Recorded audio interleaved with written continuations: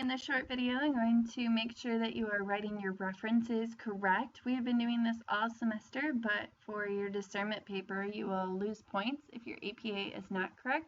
So I'm here on my reference page, and we're just hypothetically saying I use John Dewey from our Module 1.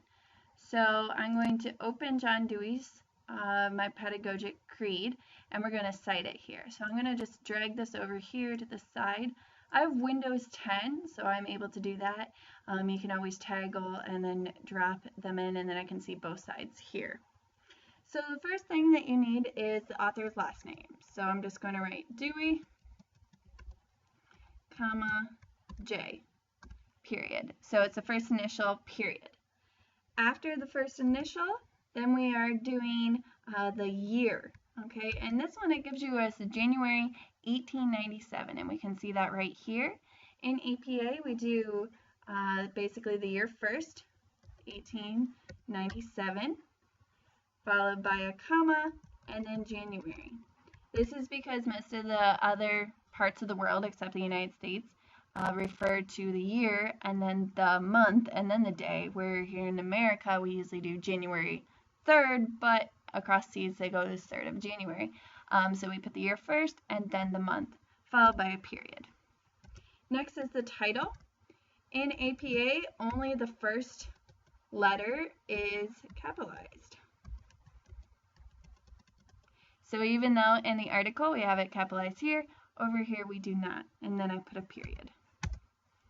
Next, I need to know where it's from.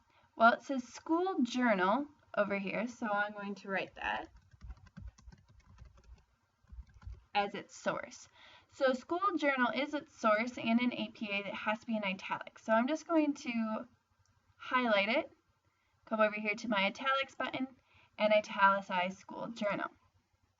Next is my volume number, and it says volume number right here, volume number 54. In APA you do not need to write volume though. You can just simply write the volume number as 54, like so. And notice I left it in italics. The volume number should be in italics, so we have that there. I'm going to unitalicize, and then we're going to put my page numbers. So a comma, my page numbers 77 through 80. Do not put PPP or P period. All you do is simply list the page numbers. We know what you're talking about, followed by a period. And there we go. So we have that one reference down. Now for your discernment paper, you will also have to reference yourself. So I'm going to show you how to do that one very quickly also. So if I'm referencing my Why Teach paper, I'm going to write my last name, Corrigan, comma, B, period, followed by the year, there it is, period, and then I'm going to use the bracket button, and so this is above the enter button on most computers, and it should look like this, Why Teach paper.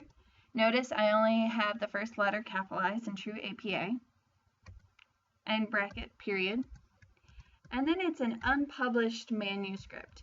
It is your paper, but you never published it. Yeah, you turned it in on Canvas, but you never published it for outside domain. So I would just write that on my reference page. Now finally, to be a true reference page, I will show you in the next video how to do a hanging indent.